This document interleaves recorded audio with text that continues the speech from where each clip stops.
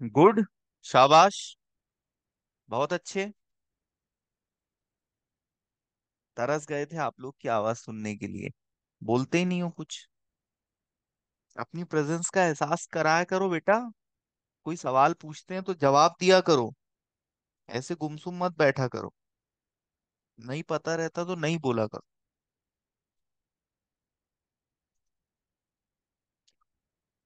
पढ़ो बेटा।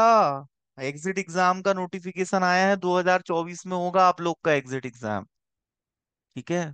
Pharmacology, pharmacognosy, pharmaceutical chemistry, सबसे क्वेश्चन आएंगे, 8 सब्जेक्ट शामिल रहेंगे उसमें।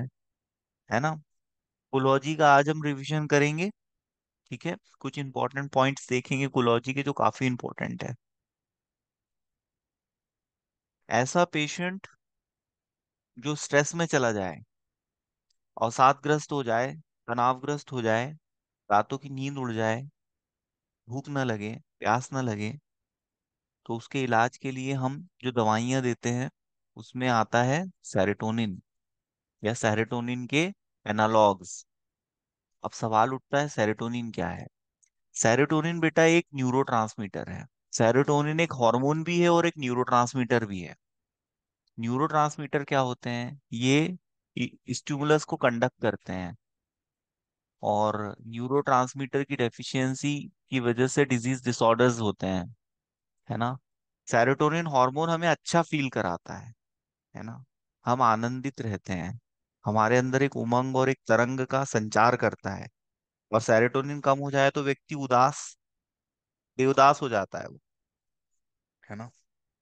उदास हो जाता है, स्ट्रेस में चला जाता है, तनावग्रस्त हो जाता है, डिप्रेशन हो जाता है उसको। तो डिप्रेशन के ट्रीटमेंट में हम सेरोटोनिन के एनालॉग्स यूज करते हैं। है ना। तो इसमें आपका आता है फ्लॉक्सिटिन दवाई आती है। ठीक है। जो कि हम डिप्रेशन के ट्रीटमेंट के लिए यूज करते हैं, और ये सेरोटोनिन की एनालॉग होती है, सेरोटोनिन की के जैसा काम करती है। इसको हम सेरोटोनिन रीअपटेक इनहिबिटर भी कहते हैं। ठीक है। ऐसे ही आपका एक आता है imipramine. Imipramine tricyclic antidepressant drug है। टीसीए भी कहते हैं इसको, tricyclic antidepressant drug. Imipramine antidepressant drug हम कहाँ यूज करते हैं, डिप्रेशन के ट्रीटमेंट में। है ना।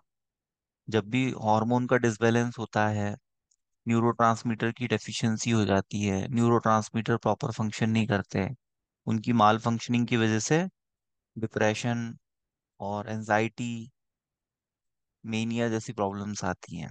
मेनिया मतलब होता है फियर, डर लगना। डर लगना लगता है पेशेंट को। उसको लगता है कि मुझे कोई मार देगा। उसको हमेशा खतरा महसूस होता है। आसपास के लोगों से डर लगता है। नींद नहीं आती है। नींद ना आने की प्रॉब्लम को हम इंसोम्निया कहते हैं।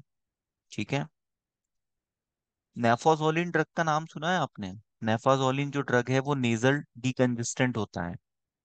ये सब नाम आप याद रखोगे। है ना। Naphazoline drug, noscapine drug. Noscapine drug narcotic category का होता है। ठीक है। ये कफ सिरप में डाला जाता है। कफ को सप्रेस करता है ये। ठीक है। नॉस्केपिन। नेफाजोलिन जो ड्रग है वो नेजल डिकंजेस्टेंट होता है।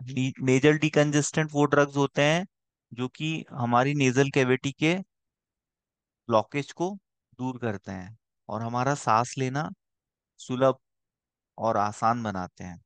हम चैन की सांस ले पाते हैं। ठीक है। न्यूरोमस्कुलर ब्लॉकिंग एजेंट का एग्जांपल आप बताओ। न्यूरोमस्कुलर ब्लॉकिंग एजेंट क्या होता है। न्यूरोमस्कुलर जंक्शन क्या होता है, जहां पर नर्व्स मसल्स प्लेट से कनेक्टेड होती हैं उसको हम न्यूरोमस्कुलर जंक्शन कहते हैं। और उस जंक्शन को यदि ब्लॉक कर दिया जाए तो मसल्स को पैरालाइज किया जा सकता है। इसका एग्जांपल है डी ट्यूबर क्यूरारिन ड्रग।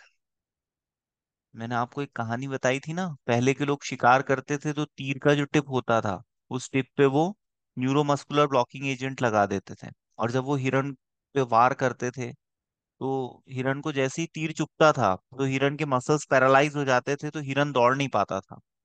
और जब हिरन दौड़ नहीं पाता था तो वो हिरन को पकड़ लेते थे और पका के खा लेते थे।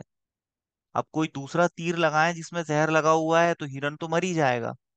अब चूंकि हिरन पॉइजनिंग की वजह से मरा है तो उसका जो गोश गोश है, मांस है, वो तो हानि पहुंचाएगा ना। इसीलिए इस तरह से शिकार किया करते थे पहले। तीर के टिप पर न्यूरोमस्कुलर ब्लॉकिंग एजेंट लगा देते थे, और ये एजेंट जैसे ही हिरन की बॉडी में जाते थे तो उसके मसल्स को पैरालाइज कर देते थे। उसके मसल्स, हिरन दौड़ना तो चाहता था पर दौड़ नहीं पाता था, तो हिरन गिर जाता था। पर जैसे ही हिरन धाराशायी होता था उसको ये पकड़ लेते थे। तो ये आपका neuromuscular blocking agent. Clinical trials भी काफी इंपॉर्टेंट है। क्लिनिकल ट्रायल्स और pre clinical studies. Pre clinical studies में बेटा, जब कोई R&D सेंटर पे ड्रग को डिस्कवर किया जाता है, किसी नई दवा की खोज की जाती है, तो वो मनुष्यों को खिलाने से पहले जानवरों को खिला के देखा जाता है कि वो सेफ है या नहीं। उसकी स्टडी की जाती है, और यदि उसका डेटा सेफ होता है तो फिर उसके क्लिनिकल ट्रायल के लिए उसको अप्रूवल मिलता है। और क्लिनिकल ट्रायल कौन कराता है? CRO, clinical research organisation. बड़े बड़े हॉस्पिटल्स में जो भी दवाई के इफेक्ट होते हैं उस हिसाब से पेशेंट्स को चूज किया जाता है, और वो पेशेंट से कंसेंट साइन कराया जाता है, और उन पेशेंट्स को दवाइयाँ खिलाई जाती है और ऑब्जर्वेशन में रखा जाता है। दवाइयों के इफेक्ट को ऑब्जर्व किया जाता है, और उससे जो डेटा जनरेट होता है उसको न्यू ड्रग एप्लीकेशन के साथ फाइल करके अप्रूवल लिया जाता है, जिससे दवाई को कंपनियां बेच सकें, और उस पे पेटेंट ले लिया जाता है फिर उन दवाइयों पे। तो कंपनियों की मोनोपोली क्रिएट हो जाती है। ठीक है।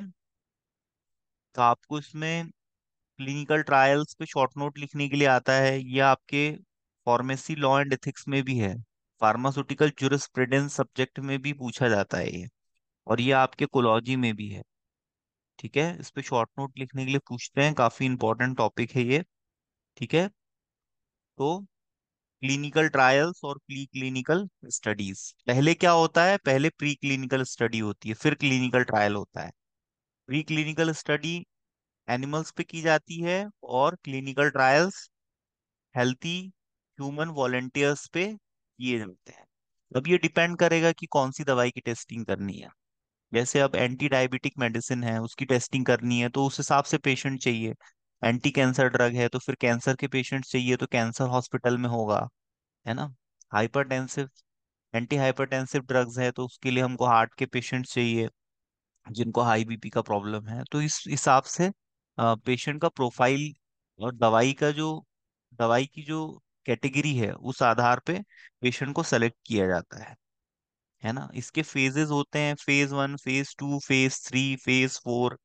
फेज 1 जो होता है वो ह्यूमन फार्माकोलॉजी, ह्यूमन बींग्स पे फार्माकोलॉजिकल स्टडी की जाती है। ड्रग की सेफ्टी प्रोफाइल, ड्रग के फार्माकोकाइनेटिक्स, फार्माको डायनेमिक्स कैरेक्टरिस्टिक्स की स्टडी की जाती है। ड्रग का डोज, डोज को फिक्स किया जाता है ना।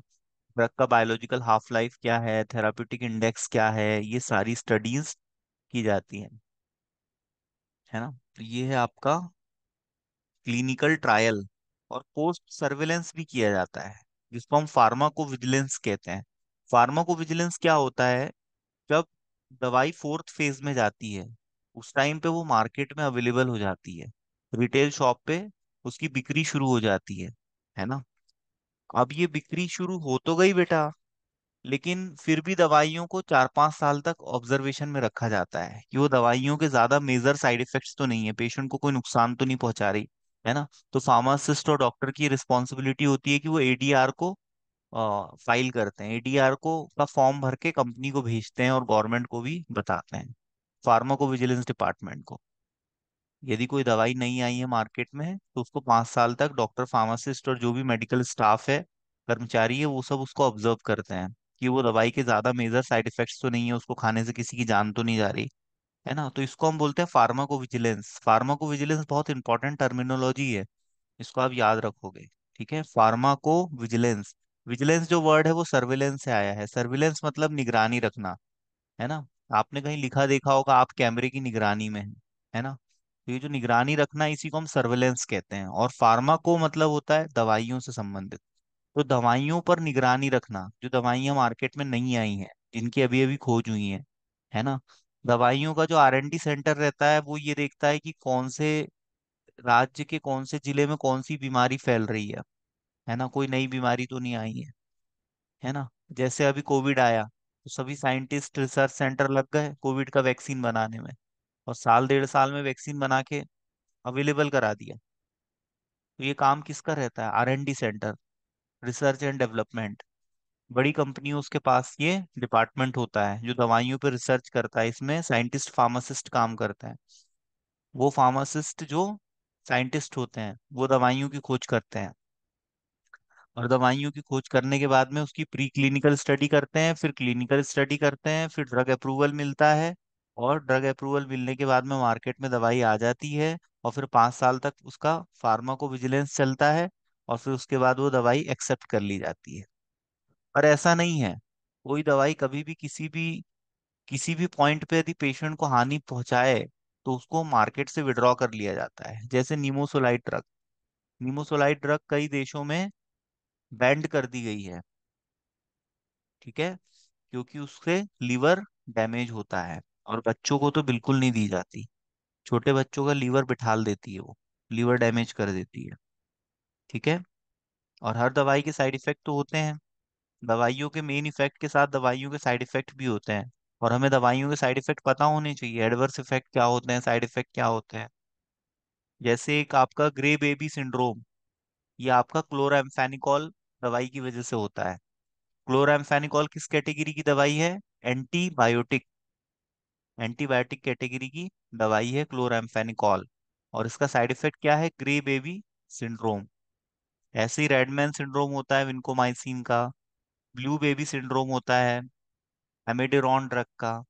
तो हर ड्रग के अपने साइड इफेक्ट्स होते हैं, कुछ एडवर्स इफेक्ट होते हैं, कुछ साइड इफेक्ट्स होते हैं, है ना। फायदे के साथ साथ नुकसान जुड़ा होता है, और उसको अलग नहीं किया जा सकता। अब जैसे किसी पेशेंट को कैंसर हो गया, उसने एंटी कैंसर ड्रग मेथोट्रेक्सेट खाया, 6 महीने में वो गंजा हो जाएगा, एलोपेसिया, बाल झड़ जाएंगे उसके, है ना। जैसे मिनॉक्सिडिल ड्रग आता है, मिनॉक्सिडिल ड्रग क्या है? हेयर ग्रोथ को इम्प्रूव करता है, गंजेपन के इलाज में यूज होता है, ठीक है। लेकिन वो क्या है, वेसल्स को डायलेट करता है जिससे ब्लड फ्लो बढ़ जाता है, तो स्कैल्प में तो बाल आने लगते हैं लेकिन चेहरे पे भी बाल आने लगते हैं। अब किसी फीमेल ने वो ड्रग खाया और वो फीमेल के चेहरे पे बाल आने लगे, तो फिर सही है क्या? नहीं है, तो ये साइड इफेक्ट हो गया। तो साइड इफेक्ट वो जो न चाहते हुए भी हमें मिल जाए, और एडवर्स इफेक्ट वो जो टॉलरेट करना मुश्किल हो जाए। एनसेड्स का क्या होता है एडवर्स इफेक्ट? एनसेड्स का अल्सर कॉज करते हैं लॉन्ग रन में। लंबे समय तक यदि एनएसएड कैटेगरी की दवाइयां खाई जाए, पेन किलर खाया जाए, तो इनके एसिडिक नेचर की वजह से ये स्टमक की जो म्यूकस लेयर है उसको डैमेज कर देते हैं, जिस वजह से पेट के फोड़े हो जाते हैं, अल्सर हो जाते हैं, है ना। तो ये उसका साइड इफेक्ट है। एंटीबायोटिक खाओगे तो स्टमक अपसेट हो जाएगा। एंटीबायोटिक डिफरेंशिएट नहीं कर पाती, और हमारे इंटेस्टाइनल फ्लोराज जो हमारे लिए काम के होते हैं उनको भी मार देती है, तो जिसकी वजह से हमारा डाइजेशन खराब हो जाता है। कभी कभी एंटीबायोटिक खाने से आपको वोमिटिंग भी हो सकती है, एंटीबायोटिक खाने के बाद जी मचल सकता है। तो ये कॉमन साइड इफेक्ट्स हैं, है ना। आपको जैसे सिट्राजिन खाने के बाद ड्राउजीनेस आती है, मदहोशी आती है ना। सिट्राजिन एक एंटी एलर्जिक ड्रग है जो सॉरी, एलर्जी के ट्रीटमेंट में यूज होता है। सिट्राजिन, लिवोसिट्राजिन 10 mg 20 mg में आता है। तो इसका साइड इफेक्ट क्या है? इसको बेड टाइम पे लिया जाता है, जब आप सोने जा रहे हो तब इसको खा लो। यदि आप इसको खा के गाड़ी चलाओगे तो हो सकता है आपका एक्सीडेंट हो सकता है, या कोई घटना घट सकती है, दुर्घटना हो सकती है। तो इससे बचने के लिए आपको जो भी काउंसलिंग दी जाती है फार्मासिस्ट के द्वारा, इसको फॉलो करना है ना। खाने की दवाई को लगाना नहीं है, और लगाने की दवाई को खाना नहीं है। कभी कभी क्या है, सिरप जैसी दवाई दिखती है और व्यक्ति सोचता है खाने की है तो खा लेता है उसको। आप बताओ, लगाने की दवाई को खा लोगे तो कैसा रहेगा? नुकसान हो जाएगा ना।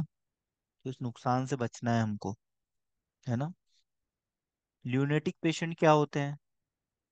ऐसे पेशेंट जो पागल हो चुके हैं उनको हम ल्यूनेटिक पेशेंट बोलते हैं। जिनका दिमाग जगह पे नहीं है। ठीक है। हर कुछ बोल रहे हैं, हर कुछ कर रहे हैं, समझ में ही नहीं आ रहा है उनको, है ना। तो ऐसे जो पेशेंट होते हैं उनको ल्यूनेटिक पेशेंट बोलते हैं। पागलपन, साइकोसिस मतलब होता है पागल होना व्यक्ति का। ठीक है। मन से संबंधित है, मनोरोग, मन के रोग, है ना। तो इसके लिए कौन सी दवाइयाँ यूज की जाती है?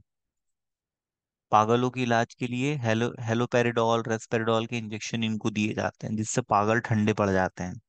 नहीं तो ये बहुत उपद्रव मचाते हैं, उछल कूद मचाते हैं, हर कुछ बोलते रहते हैं, है ना। तो इनको ठंडा करने के लिए, मतलब इनके मन को शांत करने के लिए, ठीक है, विचारों की इंटेंसिटी को कम करने के लिए, उनको शांत करने के लिए हेलोपेरिडोल का इंजेक्शन लगाया जाता है। तो ये सब एंटी साइकोटिक ड्रग्स की कैटेगरी में आते हैं। एंटी साइकोटिक ड्रग्स क्या होती है? जो पागलपन के इलाज में यूज होती है। ठीक है। कभी कभी पागल मेनिया के शिकार हो जाते हैं। मेनिया मतलब फीवर। ठीक है। तो ये सभी एंटी साइकोटिक ड्रग्स की कैटेगरी में आते हैं, हेलोपेरिडोल और रेस्पेरिडोल। ये पेरेंटल रूट से दिए जाने वाले ड्रग हैं। मैंने आपको एक डिजीज पढ़ाई थी, मिस्थेनिया ग्रेविस। ये किस में होती है? इसमें मसल्स कमजोर पड़ जाती है। मैंने आपको दवाइयों की परिभाषा बताई थी। तब आपको मैंने कहा था कि दवाई वो सब्सटेंस है, वो केमिकल है जो बीमारी को क्योर करे। क्योर मतलब जड़ से खत्म करे। और उसके लक्षणों को सप्रेस करे। सप्रेस मतलब दबाए, लक्षणों को दबाए, है ना। और बीमारी की जांच करे, वो दवाई होती है। तो मिस्थेनिया ग्रेविस का जो डायग्नोसिस है वो एंड्रोफोनियम ड्रग से किया जाता है। तो एंड्रोफोनियम ड्रग का आप एग्जाम्पल दे सकते हो, है ना। मिस्थेनिया ग्रेविस का डायग्नोसिस, जांच एंडोफोनियम ड्रग से की जाती है। अच्छा बताओ, डॉक्टर के टेबल पे जो मेडिकल डिवाइसेस रखे हुए हैं, स्टेथोस्कोप है, स्फेग्नोमैनोमीटर है, पल्स ऑक्सीमीटर है, थर्मोमीटर है, ये सब भी क्या ड्रग की श्रेणी में आते हैं? हम्म। कहीं ना कहीं इसका जवाब हाँ हो सकता है, क्योंकि ये भी बीमारी को ठीक करने में ही यूज होते हैं। ठीक है। तो ऐसे केमिकल सब्सटेंसेस या ऐसे डिवाइसेस, हर वो चीज जो पेशेंट को राहत पहुंचा रही है, पेशेंट को सपोर्ट कर रही है, मरीज की सहायता कर रही है उसको हील करने में, उसकी बीमारी को ठीक करने में, वो सभी दवाइयों की कैटेगरी में आता है। ठीक है। तो मिस्थेनिया ग्रेविस याद आ रहा है आपको? क्या होता है मिस्थेनिया ग्रेविस में? हम्म। बताओ।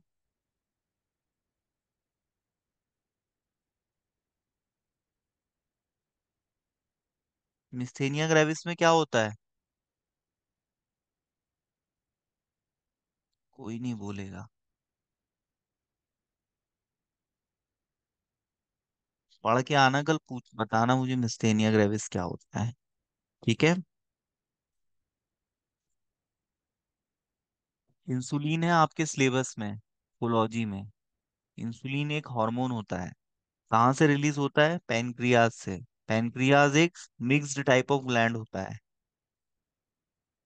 लैंगरहैंस में प्रेजेंट होता है अल्फा बीटा और ग्लूका, अल्फा बीटा और डेल्टा सेल्स। तो जो बीटा सेल्स होती है वो इंसुलिन रिलीज करती है। ठीक है। और जो आपकी अल्फा सेल्स होती है वो ग्लूकागॉन रिलीज करती है। और डेल्टा सेल सोमेटोस्टेटिन। इंसुलिन का काम क्या होता है? इंसुलिन हमारे ब्लड में ग्लूकोज के लेवल को रेगुलेट करता है। इंसुलिन एक हार्मोन है जो कि प्रोटीन से बना होता है।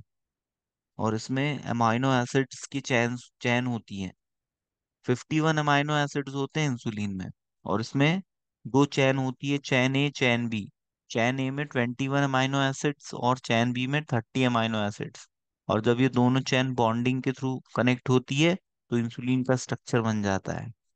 इंसुलिन सबक्यूटेनियस रूट से दिया जाता है। ये एक पेरेंटल रूट होता है। और इंसुलिन का स्टोरेज 2 to 8 डिग्री सेल्सियस पे किया जाता है। और insulin is a C schedule drug. C schedule का ड्रग होता है ये। कहाँ से मिलता है? डीएनए रिकॉम्बिनेंट टेक्नोलॉजी से बनाया जाता है। एनिमल से जो इंसुलिन आइसोलेट किया जाता है, उसमें स्लाइटली चेंजेस, उसको मॉडिफाई करके इंसुलिन बनाया जाता है। और 1 mg में कितने यूनिट्स होते हैं इंसुलिन के? 24 यूनिट्स। तो ये है इंसुलिन का डिस्क्रिप्शन। इंसुलिन पे शॉर्ट नोट लिखने के लिए आएगा तो आपको यही सब लिखना पड़ेगा। ठीक है। इमरजेंसी ड्रग्स क्या होते हैं? जब किसी पेशेंट को एक्सीडेंट हो जाए या एनाफिलेक्टिक शॉक में चला जाए पेशेंट, या कोई इंटेंस एलर्जिक रिस्पॉन्स आए, हाइपर सेंसिटिविटी रिएक्शन हो जाए, है ना, तो उस केस में पेशेंट को जो इमरजेंसी ट्रीटमेंट दिया जाता है, जो दवाइयाँ यूज की जाती है, उनको इमरजेंसी ड्रग्स कहते हैं। ऐसी दवाइयों के स्टॉक को हमेशा मेंटेन रखा जाता है, कभी इनकी कमी नहीं होनी चाहिए। इमरजेंसी केस में यदि पेशेंट को तत्काल दवाई ना दी जाए तो पेशेंट का राम नाम सत्य हो सकता है, उसका अकाउंट क्लोज हो जाएगा, पेशेंट ऑफ हो जाएगा, है ना।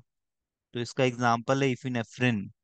एड्रेनालिन के इंजेक्शन्स आते हैं, ये इमरजेंसी में यूज किए जाते हैं। ठीक है। जैसे पेशेंट का यदि पल्स डाउन जा रहा है, रिस्पिरेशन कम हो रहा है, हार्ट रेट कम हो रहा है, तो उसको ऐसे इंजेक्शन दिए जाते हैं जो कि उसके सिंपैथेटिक सिस्टम को एक्टिवेट करेंगे, उसके पल्स को और ब्रीदिंग रेट को, उसके हार्ट रेट को उठाने का काम करेंगे, है ना। और इमरजेंसी में कौन सा रूट यूज किया जाता है? पेरेंट्रल इंजेक्शन दिए जाते हैं। लार्ज वॉल्यूम पेरेंट्रल्स आते हैं जिसमें आपके एनएस, नॉर्मल सेलाइन, है ना, डीएनएस और आरएल, और इन्हीं के साथ ड्रग दिए जाते हैं, large volume parenterals. Small volume parenterals में एम्पूल्स आते हैं, है ना। एम्पूल्स मतलब 2-3 ml जिसमें ड्रग होता है। ये आपने फार्मास्यूटिक्स में पढ़ा होगा। यदि ब्लड में आरबीसीएस का नंबर्स बढ़ जाए तो कौन सी बीमारी होती है? पॉलीसाइथेमिया। आरबीसीएस का लाइफ स्पान कितना होता है? 120 डेज। 120 डेज के बाद ये खुद को समाप्त कर लेते हैं।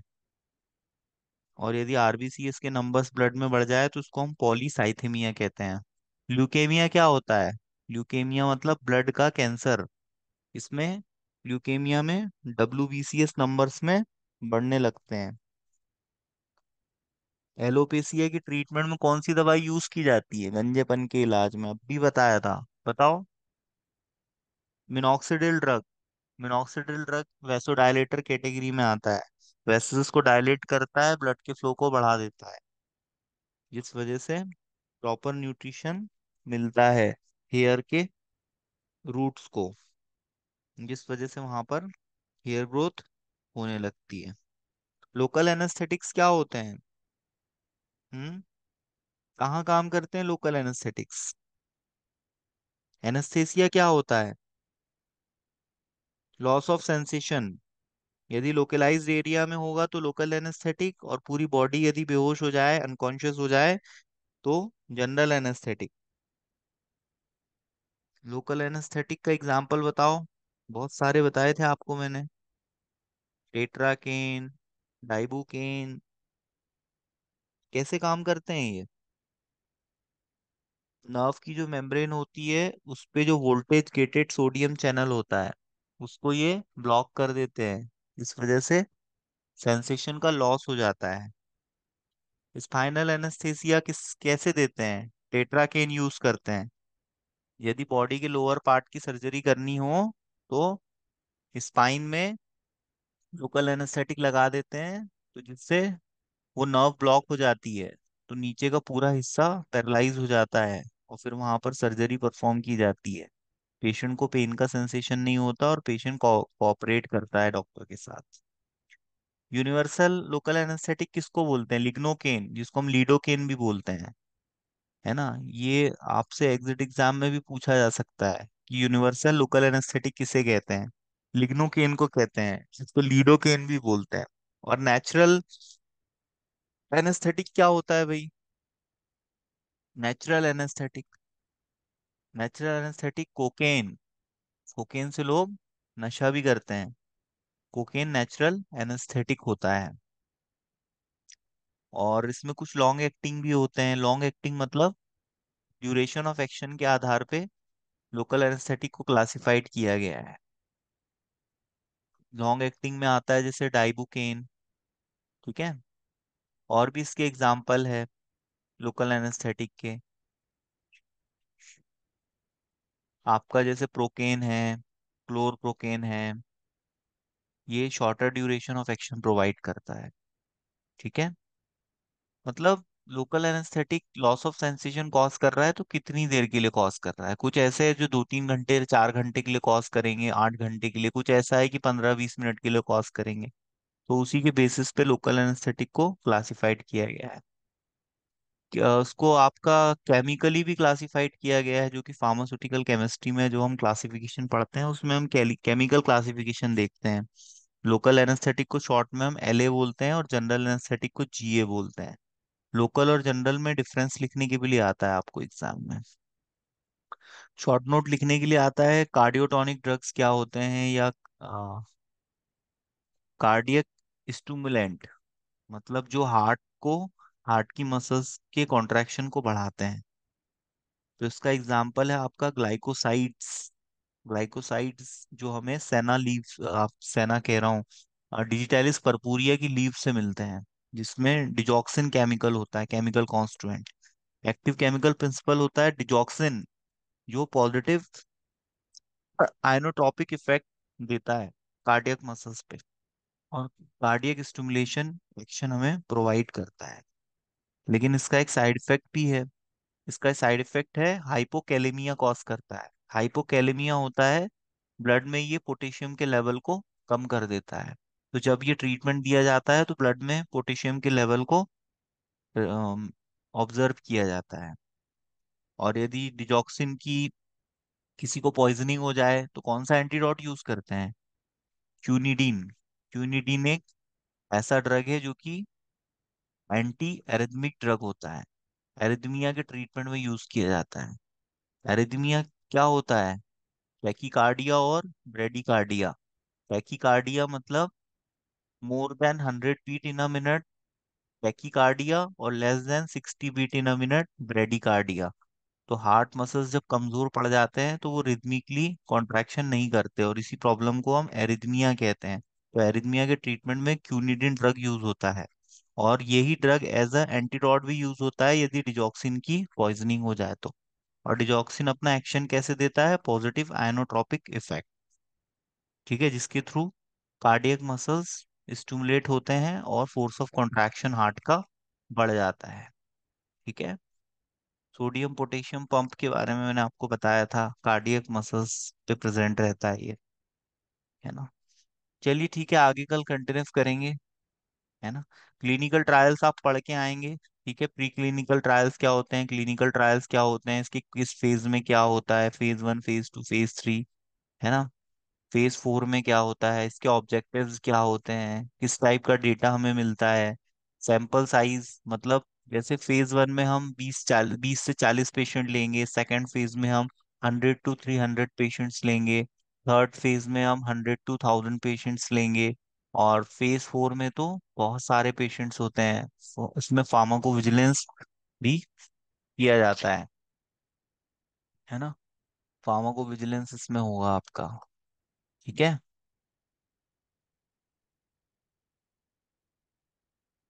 फार्माकोविजिलेंस इसी में होता है।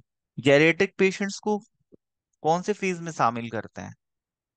क्लिनिकल ट्रायल का जो थर्ड फेज होता है इसमें जेरेटिक पेशेंट्स को शामिल किया जाता है। जेरेटिक पेशेंट्स मतलब बूढ़ों को भी लिया जाता है स्टडी में, ताकि हम ड्रग का इफेक्ट चेक कर सकें, ठीक है। चलो आगे हम कल कंटिन्यू करेंगे, मैं आपसे पूछूंगा क्लिनिकल ट्रायल, है ना। इमरजेंसी ड्रग्स क्या होते हैं, न्यूरोमस्कुलर ब्लॉकिंग एजेंट क्या होते हैं, लोकल एनेस्थेटिक जनरल एनेस्थेटिक क्या होते हैं। ये सब क्वेश्चन मैं आपसे पूछूंगा, कल पढ़ के आना, ठीक है। आ रहा है कुछ समझ में? हम्म। चलो, कल मिलते हैं बेटा फिर, है ना। Have a nice day. Bye bye.